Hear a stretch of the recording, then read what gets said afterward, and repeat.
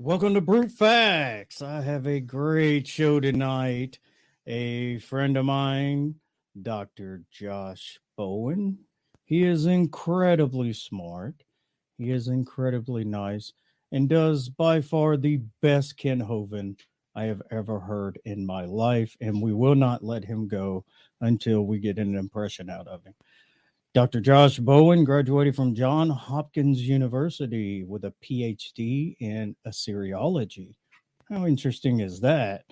He also has a PhD from Liberty University, a bachelor's in religion. Nice. So, Dr. Josh is hanging out back. He's been scratching at the walls, trying to get out, and I've been kind of keeping him there and making sure that he's minding himself. And we're going to run our introduction, and then we'll bring him on.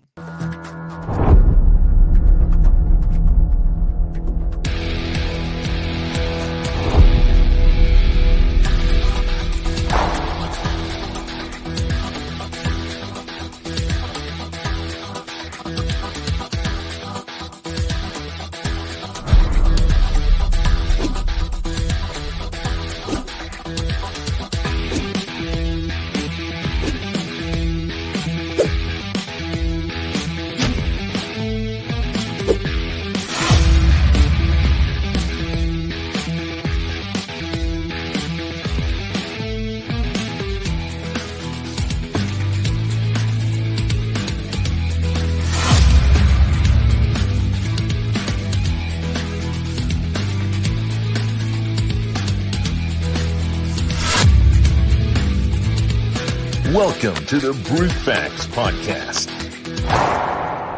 with your host and everybody's favorite Christian, Eddie Kroom. Don't forget to like and subscribe to the channel and hit that notification bell for future content. Hello, Dr. Josh. How are you doing? I think you are muted. Hey, there we go. Now, how are you doing?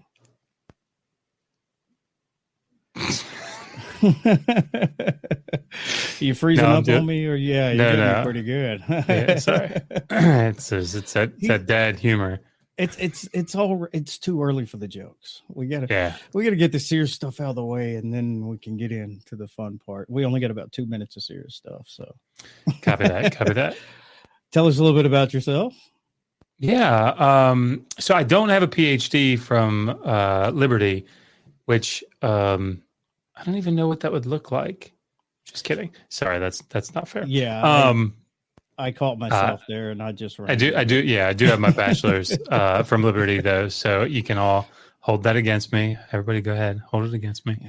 Fundamentalist, man. Hey, I kept going with the master's in theology from Capital Bible Seminary, which is another pretty fundamentalist school. Was it Calvinist? But no. Okay. But I'll tell you, the funniest story I think was I had two professors. One was our systematic theology professor, and I can't remember his name for the life of me right now, which is terrible, but unsurprising. And then Thomas Edgar was our New Testament, resident Greek scholar. And I remember sitting in one of his classes, we were going through Romans 9, and at the end of translating through it, he said, so clearly here you can see that, this does not necessitate any type of predestination. And there was this silence. I guess people were writing down some notes or something, and you could hear the systematic theology professor through the wall saying, and so here in Romans 9, you can see very clearly that predestination is what Paul was teaching. It was really funny. I love those arguments. Those are so fun. Yeah, really, they're not. I put up a meme at some point this week, and I don't know if you watch Brooklyn Nine-Nine, but I've seen it a few times. Yeah, it's pretty hilarious. There's this scene where Amy Santiago, who's sort of the persnickety detective, has this rookie or this officer that's under her command who's giving all these ideas, and giving all these suggestions and just really getting under her skin. And she's telling everybody about it. And Rosa looks at her and says, "Oh, you got an Amy," which is, you got to, so I put a meme up, right? I have Amy, talking, and it says, I've got this person who's, telling me all the answers and all the solutions to all these incredibly difficult problems. And Rosa says, "Oh, you got a first-year seminary student." Oh, yes. That's that's just so true. That in first-year philosophy students. So being in philosophy, so I didn't have any philosophy classes. Well, I've done online classes, but not any college courses per se. And I'd heard the jokes about first-year philosophy students, and my wife's going to kill me, but she took a philosophy course when she was in college, and it was like everything I'd ever heard that it was. And I was just, I think I did half her work for her, but she just knew everything. It was like, I'm just like, you literally just scratched the surface. But that was fun times. So you got to be careful what you say to an Italian woman, because it's likely to come back physically. So. So have you always been a Christian? So I was a Christian. I got saved 5-6 years old. Because I grew up in a fundamentalist evangelical household. Really, my grandfather was the biggest influence on me growing up. He was Southern Baptist, I think, ordained or licensed minister. But I mean, from as early as I can remember, we would play these "Who Am I" games. And he would say, "All right, so I, walked around the walls of Jericho 7 times and then they fell down. Who am I?" And he would get really complicated as time went by. But, we did sword drills and, all the stuff that you would expect somebody to do in Sunday school. We did them seemingly all day, every day. Yeah, sounds like he made it fun. Yeah, he definitely did. And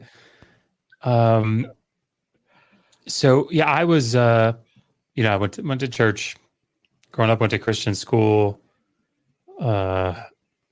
elementary, some of middle, maybe. But I was, it seemed like 3, 4, or 5 times a week I was in church, particularly during high school. We had one of those power teams, if you're familiar with those.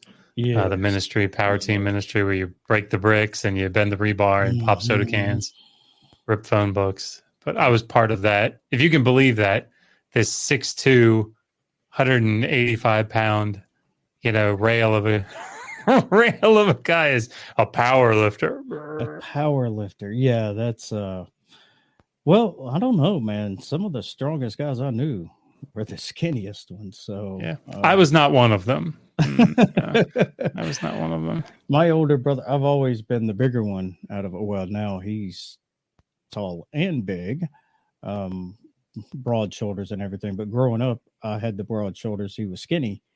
And I swear he would toss me around like a rag doll. And it made me so mad because I worked for muscles and he didn't have any. And I swear he was twice as strong as I was. It was so frustrating. Andy was taller. Andy was older and better looking. Man, come on. Oh, it's therapy session. So what led you to atheism? So I really focused, and given the type of school that I was in, we didn't really think about things like apologetics too terribly much, because it wasn't really even something to entertain. Because, and we didn't really focus in on things like ancient Near Eastern history, because we had the Bible, so we know what happened that sort of attitude. Yeah. So that left the languages, right? If the word is inspired and inerrant, then you want to know it. So, Greek and then Hebrew, then Aramaic, then different dialects of Aramaic, then Syriac, then Ugaritic, then Akkadian. Like that's what we did.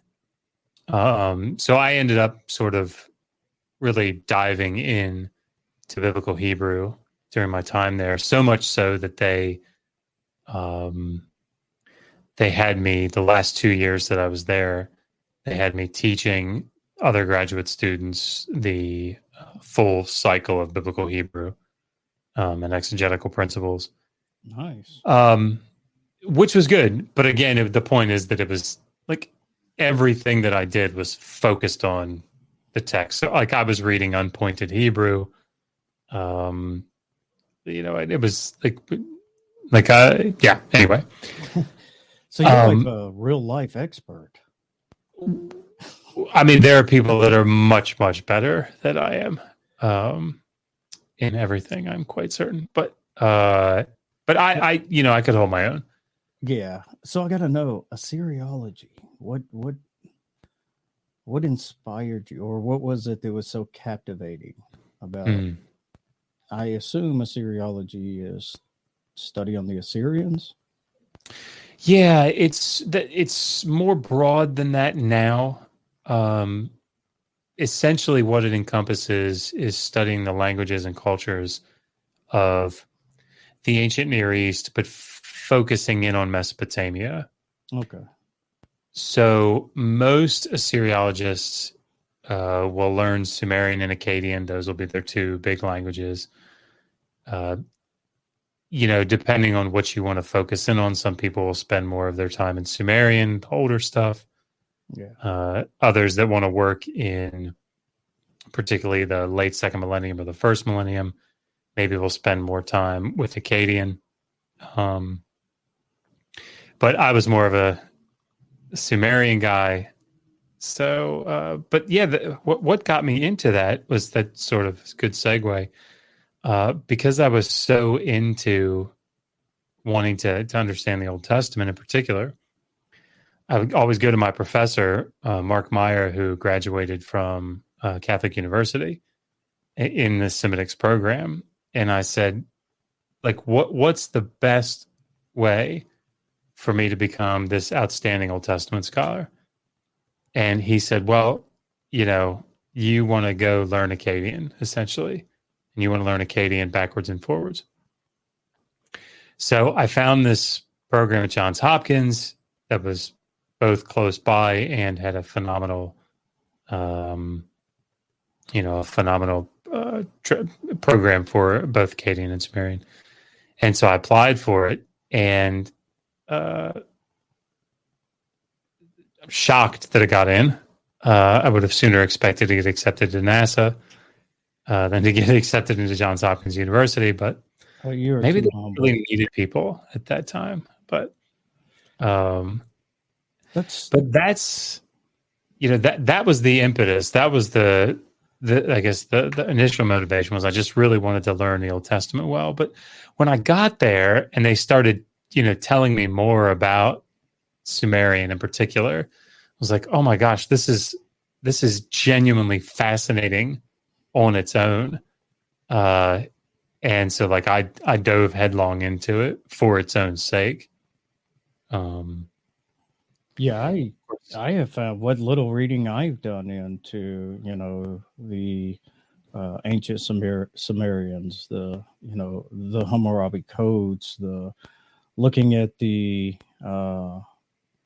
the evolution of monotheism out of the Canaanites, and it just going back further and further and further, and just seeing all of these different ideas. Because the way that I explain, a lot of people are like, well, it was Elohim, and there was El, and there was this, and it doesn't surprise me, because we talk in languages we're familiar with. We communicate, in ways that people, if I come up to you and just come up with a crazy God name, Fufula is God, you're going to be like, what? Now, if I'm tell you about this God given something you understand, well, then maybe you might start to understand. So are a little bit more on the Akkadian, if you don't mind. Is it the same genetically? Is it not genetically through the bloodlines? Is it the same as the Akkadian people in Canada and the U.S., the ones they call Akkadians? Is that like the same bloodlines, or do you know? I am unfamiliar with that. I guess I would be surprised if anyone has an actual genetic link. It's certainly not my field. Okay, yeah. But there certainly are Assyrians today over in the Middle East that I identify as Assyrians, from that line. But I've never heard of that. Yeah, that's actually the Akkadian people in Louisiana are actually a recognized minority in the U.S., and they're the only Caucasian people that are a recognized minority. And there was, because they were so much different than those around them, and they had, so much prejudice against them. And then there's Akkadian people in Canada, and I didn't know if it was they tied into the ancient Akkadians. So when now I have to go look, Eddie. I didn't have enough to do, and now I have to go look this stuff up. Thanks a lot, man. I'm sorry. So the ancient Akkadians, what time period are we talking? Because I haven't heard. Really, I mean, is it just a generic term for certain people, or? So, sort of in broad strokes,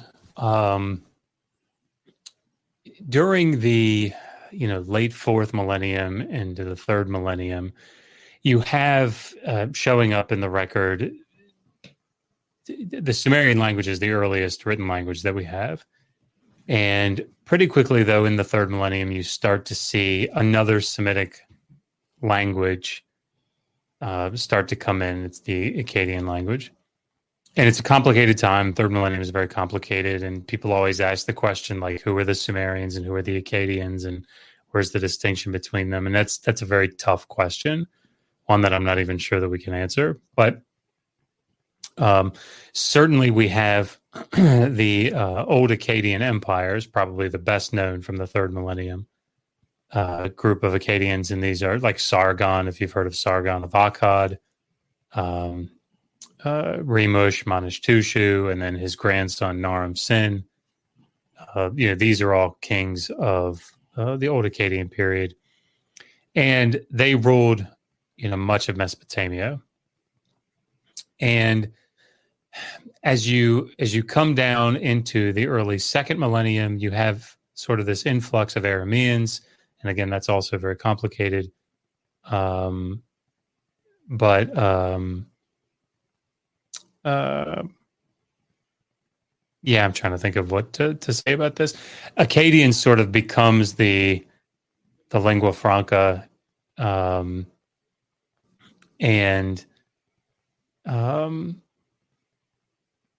so you start to see a northern dialect of Akkadian, a southern dialect of Akkadian, but it's a Semitic language.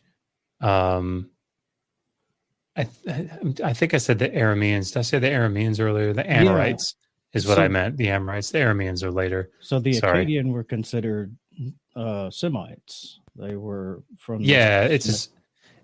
Yeah, it's a Semitic language. So it's like it's in the same family as Hebrew or Arabic or Aramaic.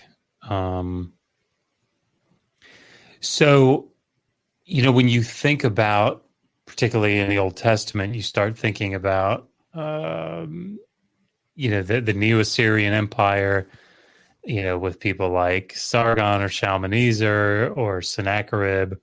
Esarhaddon comes up a lot, Ashurbanipal. Like, these are all kings of the Neo-Assyrian Empire that had a tremendous influence. Tiglath-Pileser III is a big one in the Bible. So he's, right in the middle of the 8th century, and he's the one that starts reasserting influence, and particularly over, the north and in Israel, over Samaria. So yeah, those are all, they speak Akkadian. Akkadian is their language. And of course, even when Nebuchadnezzar, like Nabopolassar and then Nebuchadnezzar, the Neo-Babylonian Empire, take over in like 610, when they defeat the Neo-Assyrian Empire, they're speaking Akkadian as well, but it's the Babylonian dialect. And so really that holds on for a while. But that's who we're talking about. It's sort of in between the Tigris and the Euphrates River, so parts of eastern Syria, but really all of modern day Iraq. And the cultures that developed Persians around there. Before. Persians after, starting in 539. Okay. Yeah. So that's when they.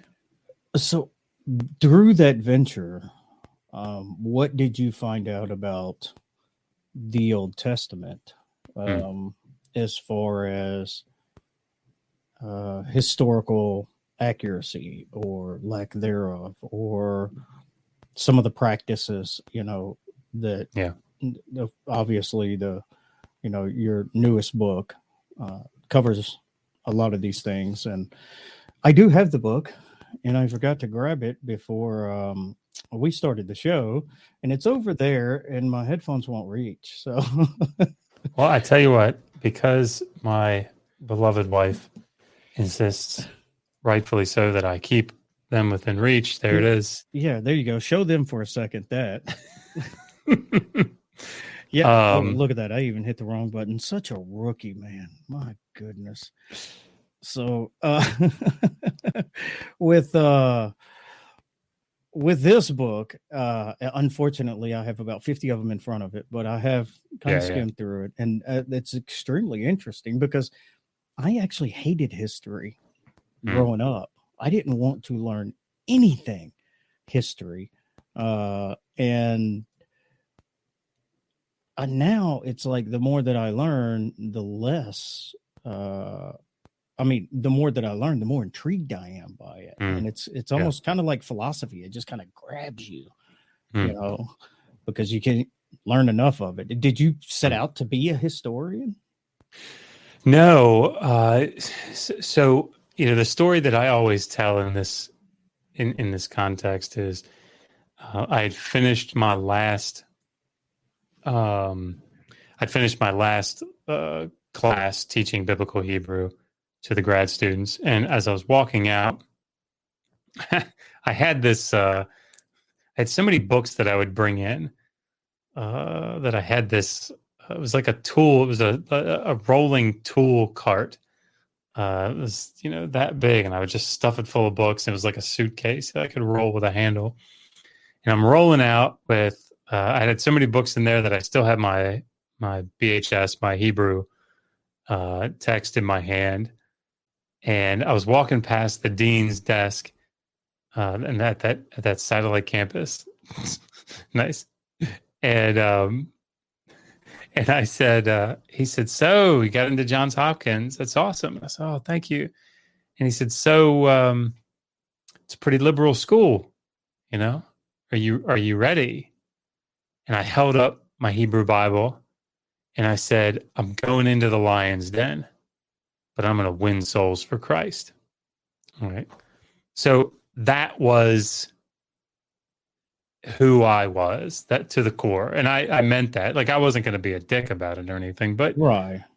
I was going to go and show these people the truth of Christianity. And when I got there, William Propp is an Old Testament scholar, brilliant Old Testament scholar, been around for a while. He's got this amazing 2-volume commentary on the book of Exodus, if anybody's interested, in the Anchor Bible series, the Yale Anchor Bible series. But he has this lecture that he did 6-7 years ago on the Exodus, a paper that he read on the historicity of the Exodus. And at the end of it, he'd gone through and he'd talked about all the problems that are, with the biblical account. And he said, "Now I understand when my students come in to the first class that they have with me, I always sort of give them a warning. And I say, a flexible mind is an adapting mind. And he said, those of you that are able to flex with what I'm going to tell you over the course of this semester, you'll be able to maintain your faith. But if you can't, I'm probably going to hear about you later. And probably not in a good way from relatives or something. And that's how I was. I went in very inflexible because I was a fundamentalist evangelical. Right. And so everything.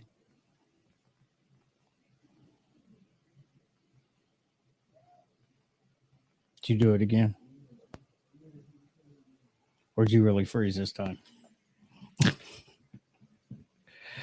Oh, I hope you didn't freeze.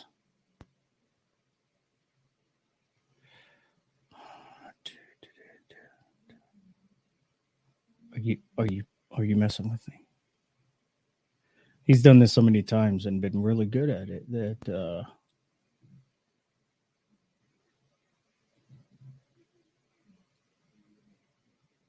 well, I don't think this time that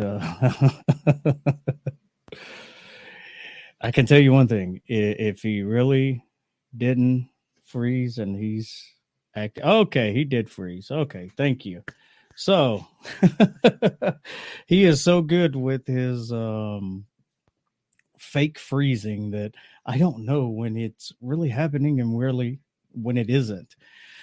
So everybody, okay, about the tie. So I had made a comment to Dr. Josh earlier that this tie was for Dr. Josh because he's special. And one thing that I've noticed with a lot of people on YouTube that do interviews is there's no sense of style. So I'm going to bring a little bit of style and try to spice it up a little bit here. So it's his internet crashed. So he's resetting the router. So I will go ahead and take this opportunity to say we have a massive show coming up, and it's including Dr. Josh. And I would have loved to include Dr. Josh in this announcement, but he's got cheap internet. He should have went for the higher tier, but I digress. So October 7th, it's 7 p.m. Central Standard Time. We have Dr. Richard Carrier, Dr. Josh Bowen, Doctor in Training Pat Lowinger, or Lowinger. I got to ask him how to properly pronounce his name. So it's they are all three going to do a 2-hour special on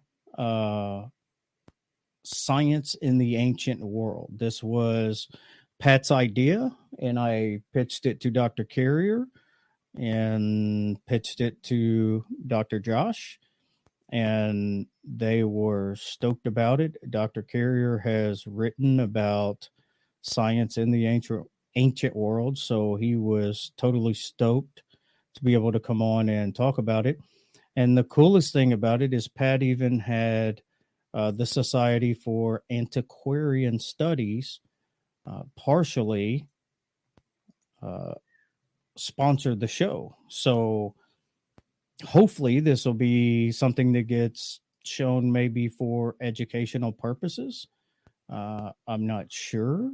We'll have to see how that plays out. But I am very grateful for Pat coming up with the idea and being able to pitch these things and having Dr. Carrier on with Dr. Josh and Pat. I think it's going to be fantastic. My role is going to be totally minimal because Jim Majors is on Modern Day Debate. I'm gonna have to go back and watch that one. My role is going to be totally minimal because it's going to be a panel and it's going to be a 2-hour special, and I'm going to let the experts hash it out. So now I am just buying time for Dr. Josh Cheap Internet to get rebooted. Let's see. We also have, yes, October or August 19th, Inspiring Philosophy. Michael with Inspiring Philosophy is going to be on. And I have a few other guests in the lineup. I'm not sure yet on dates, but I'm trying to put together some pretty big shows with names, bigger names, together. And we're going to have to wait and see how that pans out. So, and I'm still waiting on Dr. Josh. Oh, Dr. Josh, I thought I heard him pop in, but I guess not. So, if you haven't gotten Dr. Josh's book, The Atheist Handbook to the Old Testament, what little I have read of it has been fantastic, and it's not what you think it is. I love the catchy title that he has, and I got the hardback version because I like to kind of roll in style. You never know when you need that extra weapon around. So, and looky here, Dr. Josh, just in time to save me. Man, oh man. I don't know what's going on. I'm hoping it doesn't cut out again. Well, I'm going to tell you, you really fooled me that time because I didn't know if it was you or the internet because you literally froze for like 2 minutes. And I'm like, I think he's just messing with me. I think it's no. The longer it went, I was like, he's not messing with me. He's gone. Yeah, I don't know what happened. I just looked over and the router was just black. So you have to get the higher tier internet. You can't get. I have it, man. I got what is it, like a gig or something of download speed or so. I don't know what it is. We had a big storm yesterday, but all our stuff's underground. I don't know. So I have no idea where we left off. So we're just going to jump on to the next topic. Okay. So you got into writing books. Why, I don't know, because that seems like a monumental task that I don't think that I could probably ever take on. So you wrote, was your first one, did the Old Testament endorse slavery? Was that the first? No. This was the first one. Oh, wow. I didn't even know you wrote that. I'm going to have to so how come Amazon's like blackballing you? Because I didn't see it on there. It should be up there. Okay. I'll have to go search better next time. It's funny because I'd spent 15 years in grad school and 8 of them, doing Sumerian, and I thought, this is stupid. Like I should write some sort of basic grammar, because the thing is, if you want to learn Greek, you want to learn Hebrew, there are lots of really good books out there that are meant for someone that doesn't know anything about the language. So you go pick up a Learn to Read Biblical Hebrew book, and they assume you know English, and that's about it. There wasn't really anything like that for Sumerian. I don't know if anybody's surprised by that or not, but there are amazing Sumerian. Say it's not so. There are amazing reference grammars, but it's like picking up the Chicago Manual of Style for an English speaker. It's really great, but it assumes you already know English. So Megan and I just said, well, we're just gonna write something. So I would get up at 4 a.m. and be out to Starbucks by 4:30. And before work, I'd sit there for an hour and I'd have a cup of coffee and I'd eat one of those sausage, cheddar, and egg, sandwiches, and I'd write this Sumerian grammar. And when we published it, I thought it was going to be like, this is cute. We have a book. Hooray. That thing sells pretty well, like surprisingly well. Is it like textbook cost? We did it at $29, I think. Wow. Looky there. But, like, I was responsible for writing most of the grammar portion, but Megan did all this kind of stuff. Rock on. So she's an artist. Yeah. So like she did a bunch of the exercises. Like she drew this. There it is. Wow. And the cool thing is, like, by the time you get done this book, because this is volume 1, there's it's a 3-volume set. I'm working on volume 2 now, but you can read that by the end. It's pretty cool. Oh, wow. See, now you've got me. Now I got to read this one first before I can even go back and get those now. And I want to get the other ones. So it's my list of books are like, I hear you. I couldn't even print them out. I think I have more books that I've only read chapters or parts of, and my Kindle. It's the nature of the beast. Yeah, I got a crazy Kindle list. I got a crazy Audible list. I got a crazy Apple Books list, and I'm just like, just focus on one, man. So tell me about the motivation for obviously I know the motivation, but for those who don't, does the Bible endorse slavery? I have not read that book. I should have read the book, but I haven't. So give us a little, high view of what to expect. There was a video series that came out by Cosmic Skeptic a couple years ago now, probably 3 years ago now, about slavery in the Bible. And to that series, a young guy by the name of What Do You Meme responded. And What Do You Meme is a Christian apologist. And he did a 3-part series essentially saying, no, Cosmic Skeptic doesn't know what he's talking about. Slavery isn't what he thinks it was, and it wasn't as bad as what he says it was, and so on and so forth. So somebody asked me about it, hey, because this, obviously, this comes up a lot. So I dug down into it and did a lot of reading. And if you go to my bookshelf, there's an entire shelf and a half dedicated to slavery in the Hebrew Bible, and some in the New Testament, but mostly in the Hebrew Bible in the ancient Near East. And so I put this 3 video series together. I don't know, 3 is the magic number, I guess, for us all, but responding to What Do You Meme, responding to Cosmic Skeptic, who is actually responding to a guy by the name of Alan Parr, now that I think about it. So, hey, What Do You Meme? That's John McCrae. That's a friend of mine. That's right. Yeah. I hope you were kind to him and took it easy. Yeah, he wasn't quite so kind to me. Really? I'm going to have to say something to John. That's not cool. Yeah, somebody, I mean, it's fine. I don't get I know. It's YouTube, but somebody, I guess, linked my video playlist to him and said, hey, have you watched this? And he said, I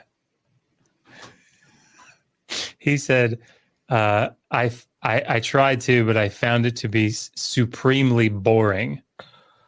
Wow. So hold on. You have to just let me share my screen so you can see my response. It won't take long. Okay.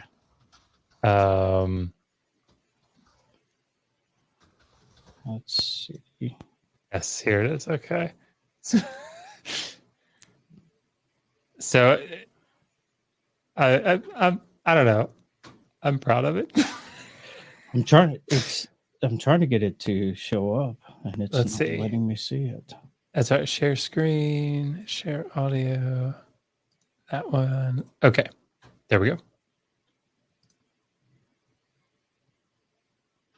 Oh, there we go. Okay. There we go. All right. Hi, everybody.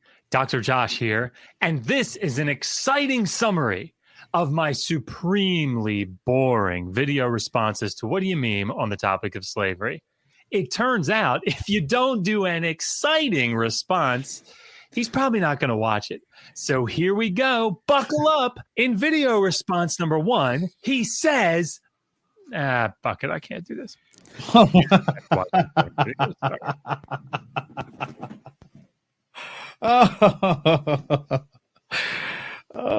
I'm probably going to hell for laughing at that, but that was funny nonetheless.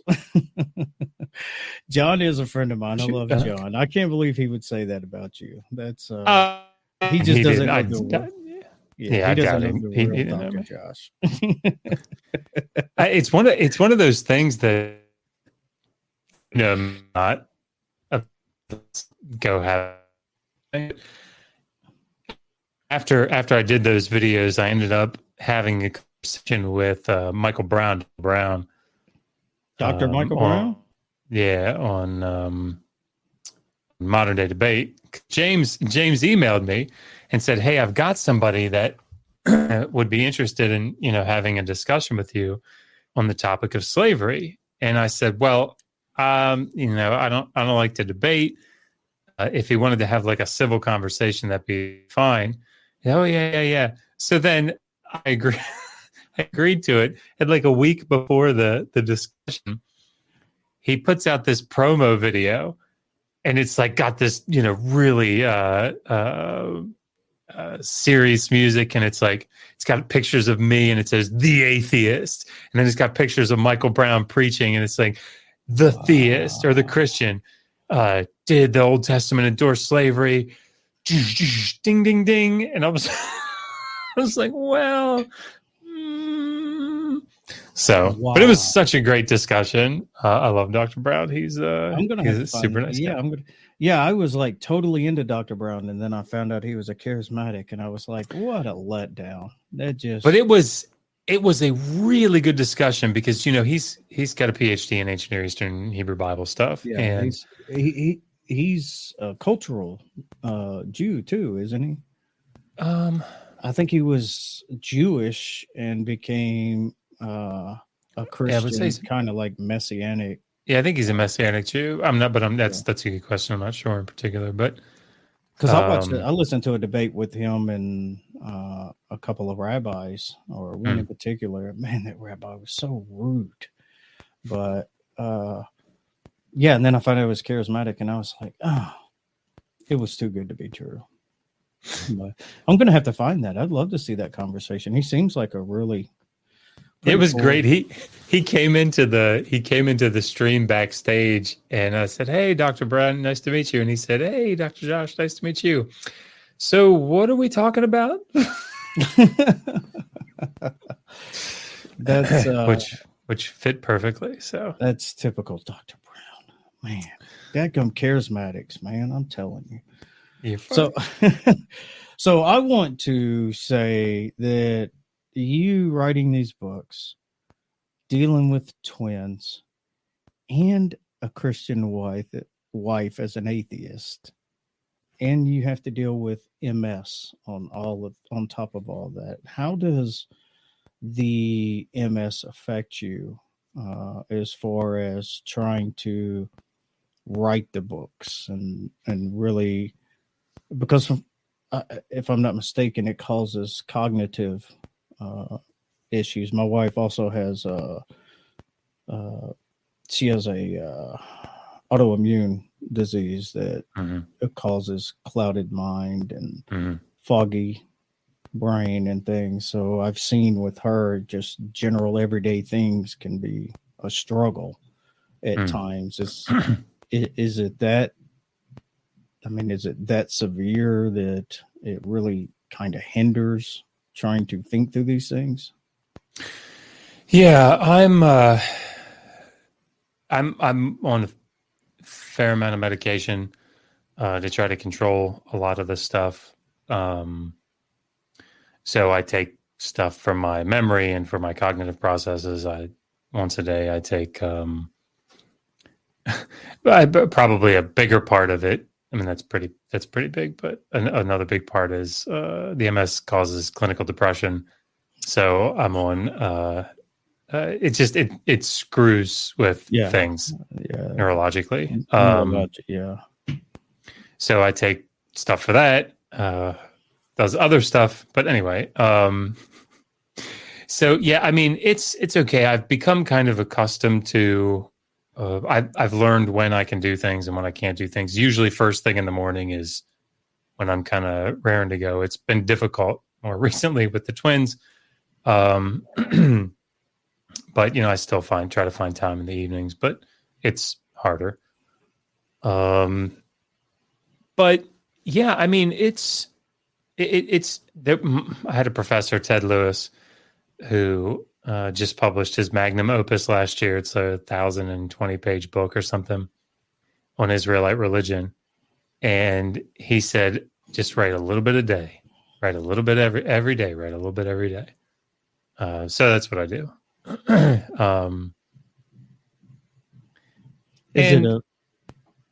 I'm sorry, go ahead. No, I'm good.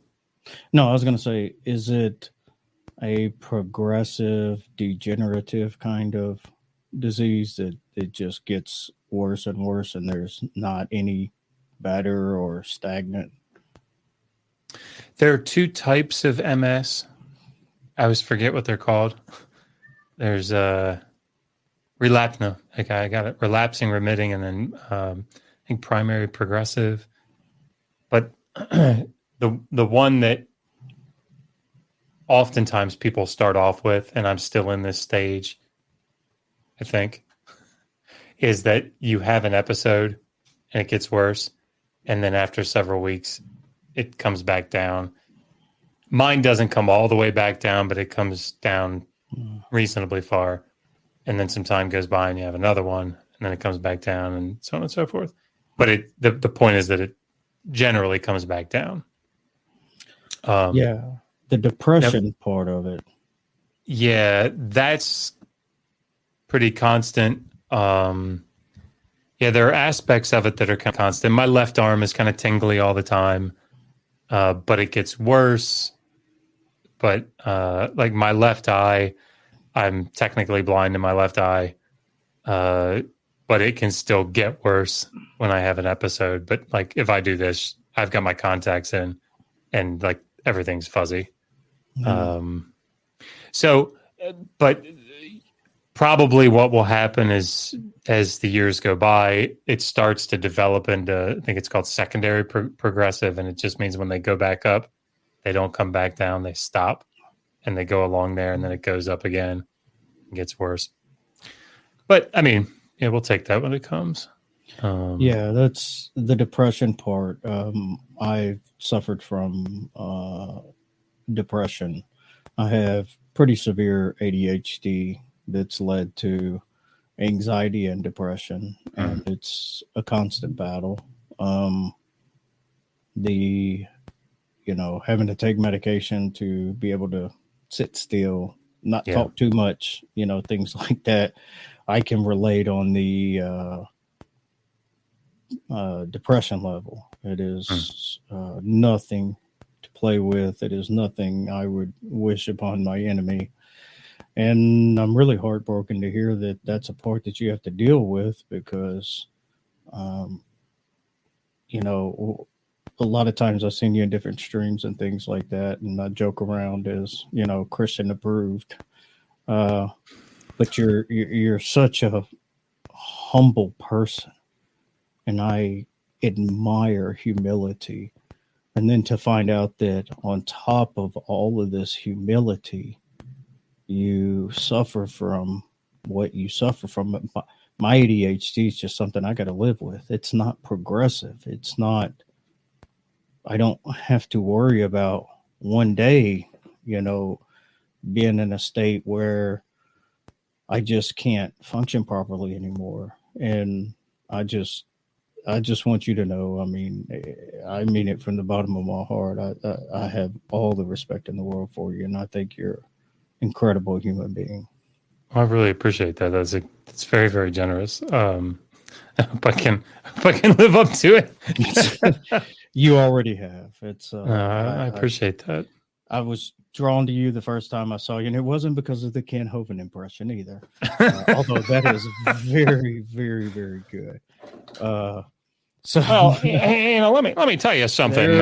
That's I'm glad that I wore my Hawaiian shirt today. Okay. Yeah. Let's get the sweat off my eyes. Oh, come on. Yeah, let's just take a second and go back. Okay. So here down here at Dinosaur Adventureland, you can just call me Dr. Dino. And one of the things that we like to do, Eddie, is we like to talk about evolution and how evolution is the dumbest religion that people have propagated upon our youth. Okay. And, I'm fine with you having your religion, your beliefs. But the thing is, when you start to try to make taxpayers pay for that in the schools, well, I think that's wrong. So if you get part 17 of my 57-part creation series, well, you can see there's 7 types of evolution. There's Big Bang evolution. There's cosmological evolution. The evolution of my car. So when the water rains down on the otters, okay, I'm here to help. Okay. I was trying not to go full blown laughter, but it's just, I mean, he ought to pay you for as well as you do him. I just really hope, I always think this when I do those, I hope one day, like if he sees this one day, he knows this is all in good fun. I'm just kidding. But you forgot. So we got the Trinity of Trinities, and we got the God and the Father. And yeah, I'm not near as good, but it's he is definitely something else. I remember the first time I saw him, and he just pops out. It's like a school gym. He's like, we have the Trinities of Trinities, and he just goes on, and I'm like, who is this guy? What is this guy talking about? Where did he come from? At first, being a young Christian at the time, I was like, wow, listen to this guy go. And then I'm like, whoa, he just totally crapped on evolution. It's like, wait a minute, halt the brakes. Let's back up a little bit. Yeah, that whole young earth creation thing. I love you guys who are young earth creationists, but I hate your. I mean, I was one. I was too. That's why that's crazy. It's, us folk that were at one time probably have the least patience for those that are. And it's really not fair because we had the same cognitive dissonance because I didn't think that I did because, oh, yes, you did. I mean, no, first, I never really looked into it because I didn't think it was important. I didn't. It was sort of the same thing as with history, right? Like, who cares? Like, I could hold my Bible up and say I know what happened. So, I didn't have to look into science because I can just hold my Bible up and say, look, I know what happened. So, but when people would ask me, how can the earth look so old, or how can we have like starlight or whatever? My response, which this I think is in some ways the danger of certain types of apologetics, is that it gives you a possibility. And as long as you've got that possibility, you don't need to look any further. My possibility, the thing that I just hung on to, was that, well, how in the Garden of Eden, how old did Adam look? Right? He didn't look like he was 4 seconds old. He looked like he was in his 30s. So God created him. Huh? Did he have a belly button? Yeah. Did trees have rings? I mean, I would say yes, right? If you cut them down, because God created with apparent age. And if God created with apparent age, well, I mean, he can create stars that look older. He can create the earth that looks older. I mean, why not? And that was enough for me. But the thing is with that line of reasoning, though, and this is where what got me out of that line of reasoning was, so are you familiar with Hank Hanegraaff? Mm-hmm. Okay, so Hank Hanegraaff, Bible Answer Man. Yeah, and he is one of the most charitable Christians alive. I wish everybody would approach people and other believers the way that he does. I mean, even if you disagree with the man, he was just so loving and charitable in the way that he did it. And it kind of that's what kept me. I listened to him because I disagreed with him. And he brought up, I think it was 1986, 87 supernova A. And it was like 160,000 light years away. And we viewed it in the 1980s. And it took 160,000 light years, 160,000 years at the speed of light to get to Earth for us to actually view that event. And I'm like, well, that kind of blows away the whole 6,000 to 10,000 years. And so then you're stuck with the appearance of age. Well, then that makes God a deceiver, because the Bible says to look to the heavens and his creation for his majesty. Yeah. And if it looks old, but it really isn't, then he's deceiving us. And it makes a worse conundrum. How do we know we weren't created 5 minutes ago with all these things? So you start playing these philosophical games with this, and it's like, it's just no reason to hold on to it. It's because it only affects a certain interpretation. Yes. It doesn't affect the veracity of Scripture. Only a literal interpretation is all that it affects. So I'll get off my soapbox, but no, I think that's a good way to say it. And I'm not I don't, for anybody who listens to me, when I talk about religious things, I consider myself a philosopher, a terrible one, but a philosopher. And apologetics are a part of theology. I don't do apologetics. And if you hear somebody defending their position and they happen to believe in a God or something like that, it doesn't necessarily mean they're an apologist. I believe we all should be able to, defend our positions. But unlike a lot of apologists, I'm willing to hear and possibly change my position. Yeah, this is one of these things that I put out a tweet a couple weeks ago, and I don't remember exactly what it was, but it was something about Christian apologetics. And this whole debate came up, like, oh, well, everybody's an apologist because everybody defends something. And it always makes me think of that Venn diagram, right, where the two circles come together. I think that's what a Venn diagram is. And there, with words and language, there's certain, aspects of words where meanings can come together in this polysemous fashion, and they link up at certain points. But that doesn't mean that all aspects of that word carry over to both circles. So when people say a Christian apologist today, which is why I followed up the tweet with, how would you define a Christian apologist? Right. And I think the difference for me is, like, when I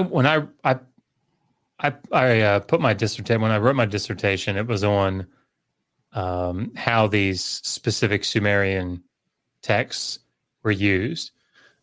By the way, if you want to read about it, that's the other book that I wrote as a publication of my dissertation. My homework is so terrible. No, it's fine. Thanks, Dr. Josh. Sorry. But that one, like, I have a sort of nuanced idea of how these tablets were used, right? But it's because I wrote my dissertation on it. The whole point of writing it is to come up with something new, right? All right. But, and I had to do an edition. I had to do like a translation of this tablet that nobody had translated, and I had to do commentary on it. So when I went to my dissertation defense, I sat in front of all these other professors. I had to defend my position. But that doesn't mean that if somebody wrote an article, like if Pascal Adinger, who's a big Assyriologist down in Switzerland, if he were to write an article, first of all, I'd be so excited if he wrote an article about my dissertation.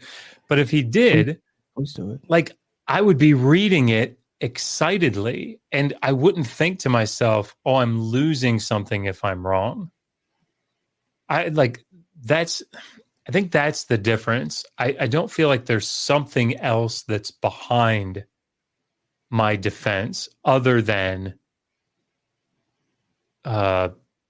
just my position on that particular topic. I feel like in a sense, Christian apologetics is often based on, you've got this other conclusion, this other position that you hold to. And some of its ramifications, some of the effects of that trickle out into these other theological or, linguistic or historic or whatever issues. And so you go out to defend them, really defending this bigger thing behind you. That's sort of the thing that you're really holding on to. So as you said, if you're a fundamentalist evangelical like I was, the Exodus, the historicity of the Exodus is quite huge, right? Yeah. So somebody comes up and says, oh, no, we don't have a 15th century Exodus of 2.5 million people from Egypt. Well, it's not that I care so much about that. It's what I care about is if that's not historically reliable, then the text isn't inspired and inerrant, and therefore my entire belief structure, this thing back here, falls apart. Mm-hmm. So now I'm going out to defend the Exodus, really to defend this core belief. And that's what I have a problem with. And I think that's how most people view Christian apologists. Yeah. And just in general. So yeah, there's, I have a lot of friends who are apologists, and nothing against them. They feel that's what they're called to, defend the faith and defend it the way they do, and more power to them. That's just not my cup of tea. Yeah. I was there, and I wanted to know what was true. I didn't want to go in ready to just defend. And I did for a long time. I did do the defend. And then, I was like, wait a minute, I'm parroting all these things. I've already changed my position a couple of times. And, it's like, how about I just shut up, listen to other people, and mold a worldview that's actually coherent and consistent. And that's what I kind of set out to do. So going from that to first, there was actually a question here that I think that you need to address. Am I obfuscating? Yeah. No. Prevaricating. Yes. Where is it at? It was a pretty good question before we move on to the next. Oh, in the side chat. Oh, yeah. Here we go. Okay. Spartan Theology wants to know, how do you justify the metaphysical grounding of the transubstantial elements of reality? Well, Spartan, I don't know that if we consider how the transcendental Tangelo. I think that if we think about the Big Bang event, we can not consider this to be something that can ground all of our existence. How would you do that, Spartan? I got to work on it. Hey, that's not bad at all. So I had to give away our big announcement while you were gone to fill time. Okay. So I kind of wanted to do it with you, but you left me for a little while. Sorry. And yeah, I know. When I left, did you leave every light in the house on? Was the backyard right as the back of dawn? Crack of dawn? Yes, it absolutely was. Was that Toby Keith? That's I don't remember. Is it? I think it's old. I could Toby sing Keith. it, but I don't remember who sang it. It is. That's old Toby Keith. That's before 9/11, before he turned into "I'm gonna kick your ass" and Uncle Sam's gonna whip you up and down. And yeah, that was the "That Ain't My Truck" Toby Keith when he was singing about all the country stuff. Yeah. So I did want to cover digital Hammurabi. What is digital Hammurabi? the website, the Hmm. organization, the people? Yeah. What is it? So I would say at this stage of the game, Megan does all the work. I mean, at first I was able to contribute a lot more, but I don't have the time to do it any longer. But she does obviously a phenomenal job, which I probably didn't need to say any of that, but I think it needs to be important. So that was a funny stream. So Digital Hammurabi's goal, its purpose, is to try to make the ancient Near East, which includes the Hebrew Bible, the Old Testament, understandable, more palatable to interested non-specialists, so people that haven't had the luxury of going and getting advanced degrees in this stuff, but they want to understand the ancient Near East and the Hebrew Bible. How do they do that? That's what the channel does. Now, Megan so we have tons of videos on the channel that are, breaking down the ancient world, the ancient Near East in general, ancient Mesopotamia. Of course, we have lots of stuff on the Old Testament. We always bring in scholars that are, experts in the field and get them to talk about the newest research that they're doing or to address a really important topic. So we had John Collins come on about a year ago, I guess, maybe a little less, to talk about genocide in the Old Testament, because that was a really big topic. We've had Joel Baden come on and talk. He's an expert in the documentary hypothesis and talk about, that particular topic, the formation of the Pentateuch. We had recently the ancient Near Eastern Hebrew Bible law specialist, Bruce Wells, come on. And actually, he talked about this new book that he's writing on the Garden of Eden story and what it's pulling from in its Neo-Babylonian background. So we, lots of different topics like that. Yeah, I figured you could explain it a lot better than I could. So, well, the other aspect to this is we wanted to make it. I think the overall goal of the channel is to get more people going into formal education in these areas. So I feel like stage one is just getting intelligent, but maybe, intelligent, interested, or maybe not. I don't know, people interested in the topic. And so that's sort of what the channel does. But hopefully that then funnels people toward these universities to get, humanities built up a little bit more, because I think it is a valuable, thing. So then the other part of the channel is supporting people who are already there in the process. So PhD students are poor for the most part. They don't make money during the summers. And so we have this scholarship program that Megan runs. And it's completely crowdfunded. She's actually created a nonprofit organization called HAPS, Humans Against Poor Scholarship. And we have regular donors that give, and we offer individual $2,000 scholarships to PhD students. And in order to get one of these scholarships, they come on and they do a 30-minute interview with us or with one of the board members of HAPS. And they just talk about what they're doing. They talk about their research, what they want to use the money for during the summer. And then everybody that donates gets a vote as to who gets the money. So it's crowdfunded and it's crowd-driven. Nice. So I think she was able to, we raised enough to give 4 scholarships away this year. I think 3 or 4, I can't remember. But she just started, I think it's called Black Scholars Matter.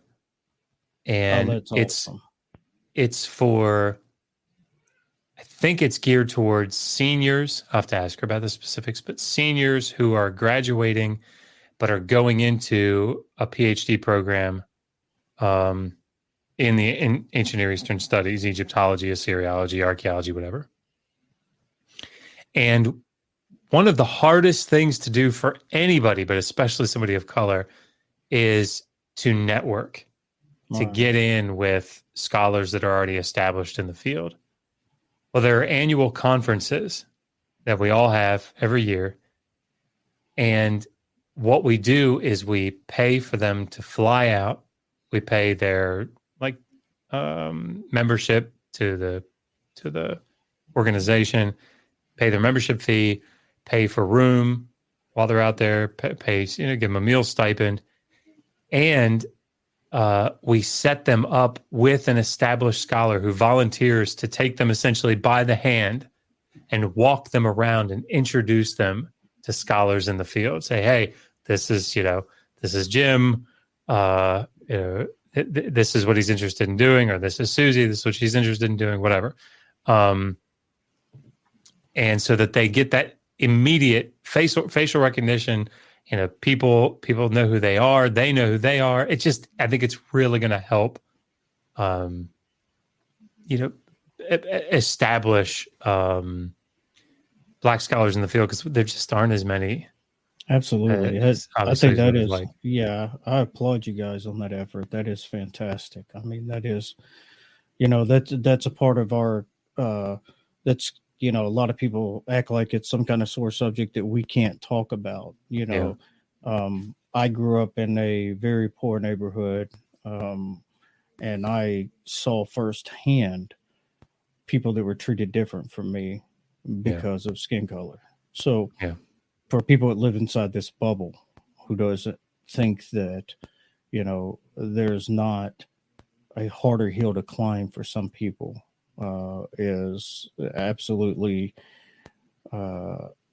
it's just being oblivious to what's really going on in reality. And the fact of the matter is that we still have, we have such a long road ahead and a lot to do. We have made strides, but we're nowhere near where we should be. And as a country, and I applaud you guys on that. That is a fantastic venture to be spearheading. So, well, we wanted to give a scholarship this year, and I think it was probably back early in the spring that she thought about it. So we put the initial $2,000 into it to do it, but that starting next year, I think that's also going to be part of the, other than us funding it, crowdfunding. So is there somewhere on the website where people can give? There is on digitalhammurabi.com. There's a section of the website. I don't remember where it is. Actually, probably somebody like Iron Charioteer or Big Zebra or something could probably link it. Or absolutely. Because I would love to be a part of that, and anybody that's listening to this is a fantastic cause, and there's no reason not to give to something like this. If you want to see how it works, she puts, obviously we record all the interviews and they're saved in a playlist on the YouTube channel. The neat thing about it, and this is the last thing I'll say about it, but Megan's gonna be really excited that I talked it up like this. So thank you for letting me do it. No, absolutely. My show is your show. Whoops, there's a microphone there. The neat thing about it is PhD students will often get so focused on their research that they kind of stay in their own head, and they can't give an elevator speech terribly well. Like this book that I wrote that published my dissertation, it took some doing to rework it so that it would be interesting to somebody that's not an Assyriologist. And I remember, I've seen professors that really needed a healthy dose of doing something like this on YouTube. So what it does when a candidate comes on, they have to get the people that are watching to vote for them. That's how it works. So if they come out and they're like, well, let me tell you about, the the Sumerian liturgical texts from the old Babylonian city of Kish, and they're written unorthographically, which if you think about how the CVCV syllables work, like, everybody's going to go, oh, he seems really nice, but probably not going to vote for that person, right? Because it's not really moving you.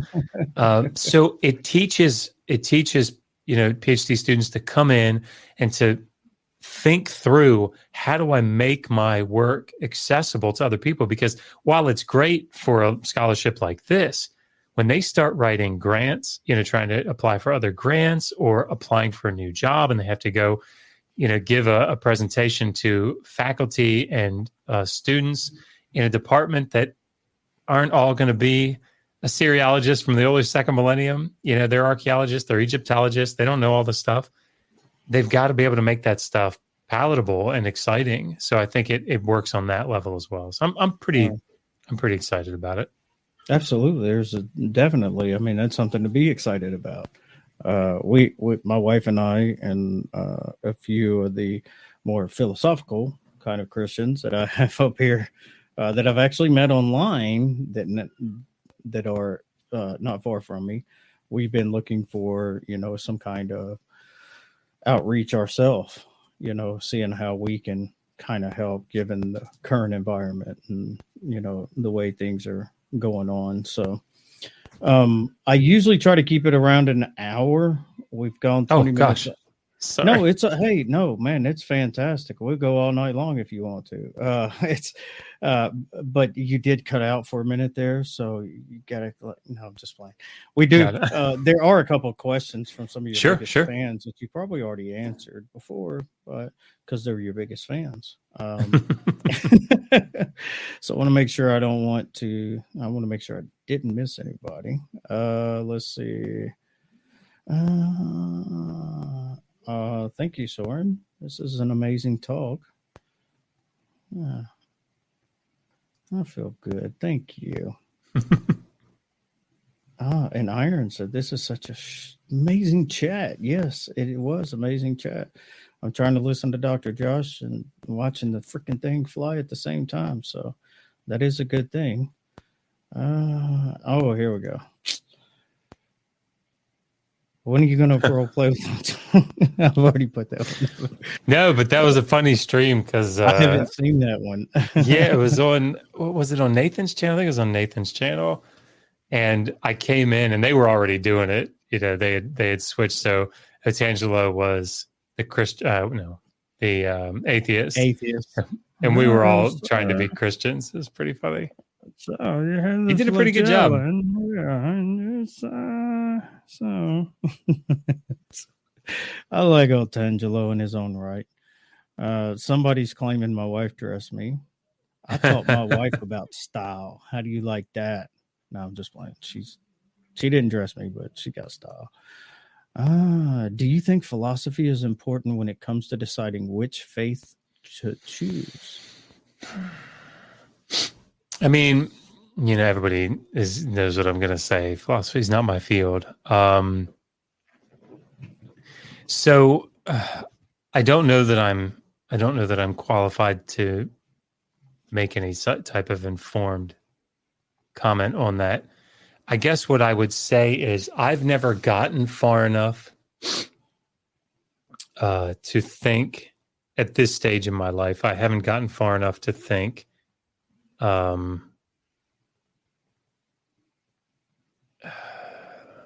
about these types of philosophical arguments for a deity.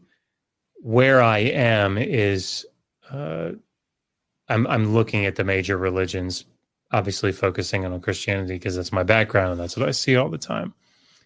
And thinking I don't see any good reason. Well, I see lots of reasons why the type of religion that I was raised in and what I see many people engaging in, that type of Christianity is incorrect or severely flawed. And I don't, so then getting back to like bigger picture about a God in general, for me, I haven't seen any, I guess this is pretty standard type of language, but I haven't seen any reason to think that a God would be necessary with the reality that I see. But I I would consider myself an atheist because I don't believe in a God. If you ask me, is there a God? I would say I don't think so. But I don't know that I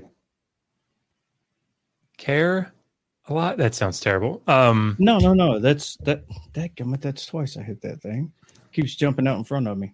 No, there's actually a position called apatheist, and that is, and I've actually kind of at times found myself in the same position. I just, given the things that I'd gone through and how distant God felt from me, I was like, I don't even know if I care, and I work with a couple of guys that just flat out tell you, I don't care.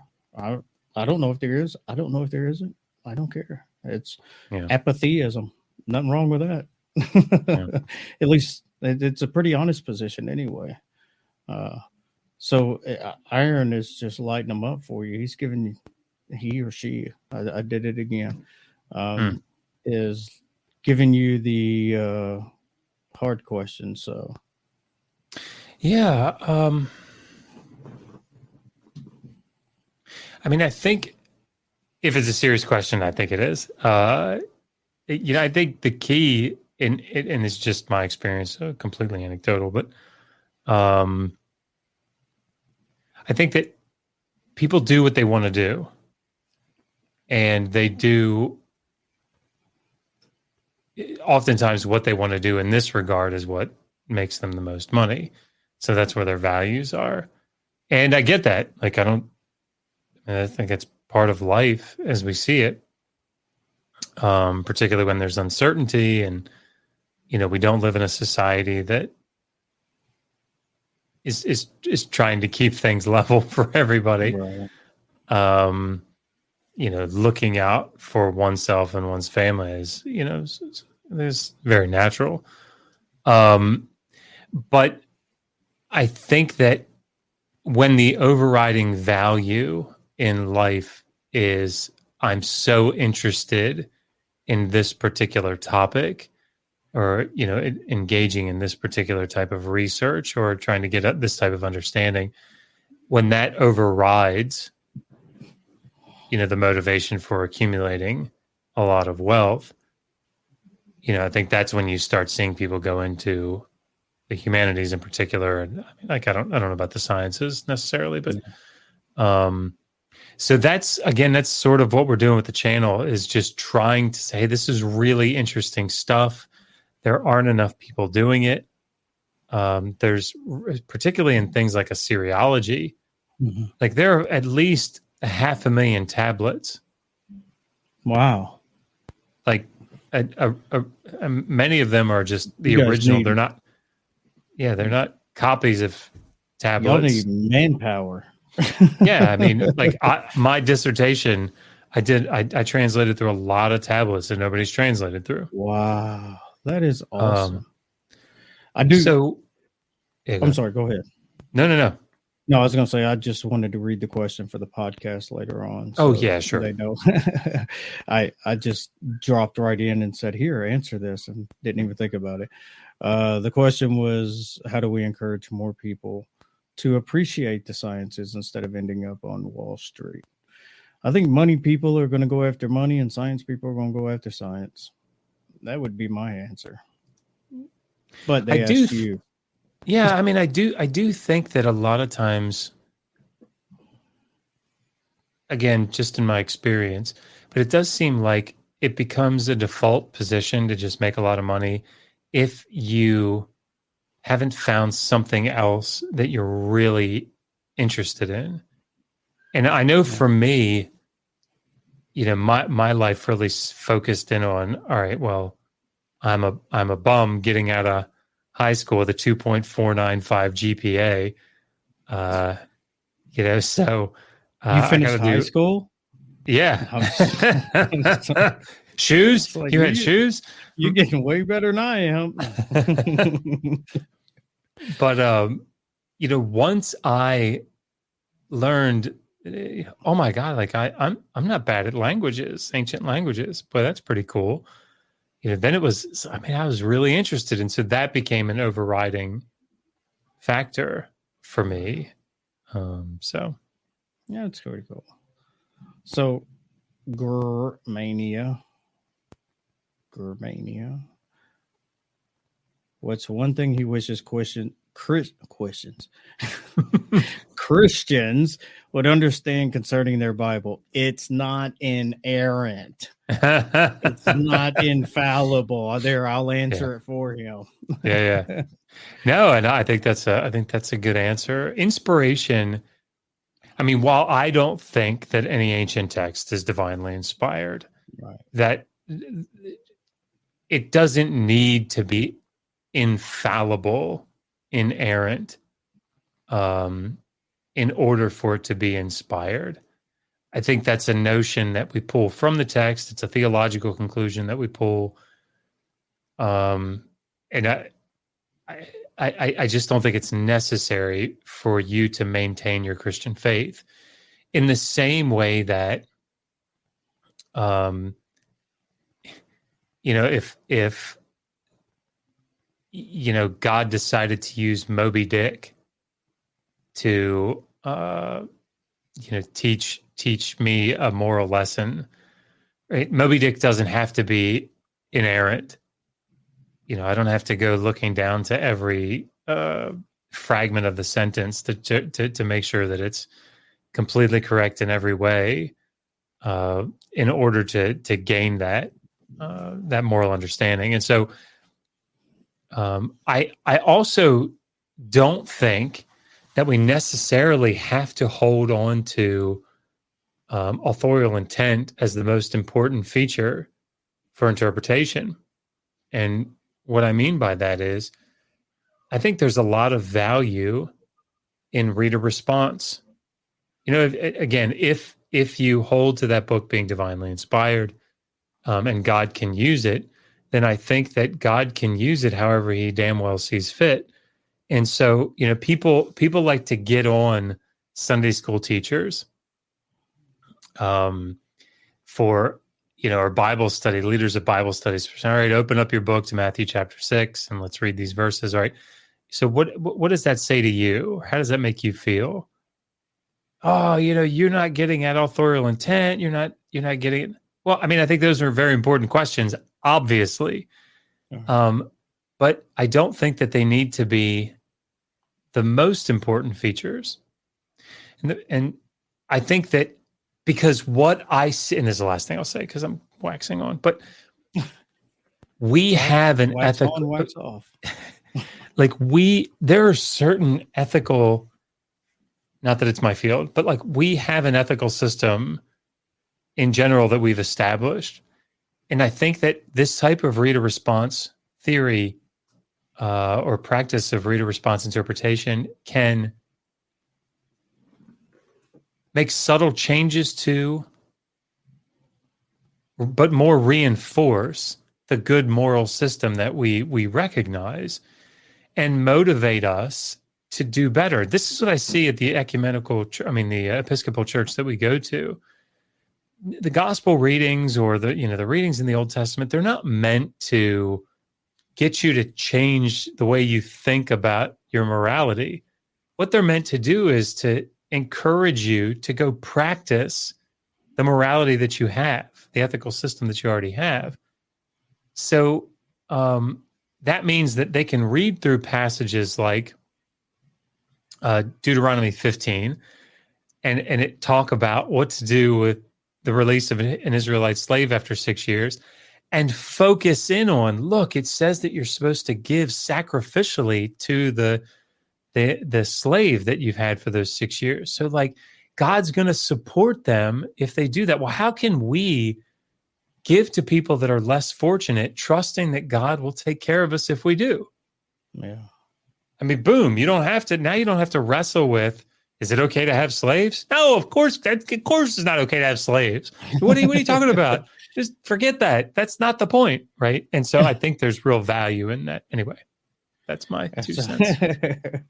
No, I absolutely love your 2 cents.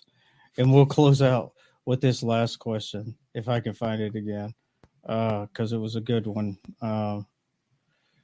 Where's it at? Oh, there we go. BigZebra.com. Which of the Christian faiths had the best bake sales? It's Southern Baptist, hands down.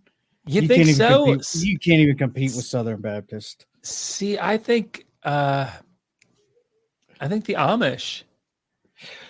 Oh, darn! I forgot about the Amish. And I think the Amish probably have it. Yeah, but the thing is, most Amish don't sell to the public. They sell to. They do. Store. Well, I mean, around here they definitely do. Well, a lot of them sell to a store that sells to the public, or it'll say Amish store that's not actually run by Amish. I tell you, we have auctions. Yeah, that's right. Yeah, we have auctions around here. Like we have auctions. Megan loves. I mean, I wish it's one of the reasons I hate COVID is like we don't get to go to these auctions anymore, and not necessarily because we want to get something, but it's just so cool to go there and to get. It's usually in the fall or early winter, so it's cold out, so you get yourself a nice hot breakfast sandwich, a cup of coffee. Of course, she's drinking tea, so we have to bring that from home, but. Man, they've got all this stuff out there all these baked goods that they've made. And then of course a lot of the Amish are there to use tools. Right. So it's anyway, that's probably more than what I needed to answer for that question. But and I lied. That's not the last one because, Spartan Theology's trying to ring me a new one because I didn't ask his. But he's only asked like 5. Thanks, Ethan. But you can't trust that guy. I'm telling you, man. But his is a zinger. Can Dr. Josh admit already that he's not a Christian because he wanted to sin? Look, here's the thing. I saw this really cute girl, right? And I was like, right. And then it turns out turns out that she was a Christian. Oh, just my luck. I know it. We didn't even get to the part of you living with a Christian. That's I know. We're going to save that one for a part 2. Yeah, sounds good.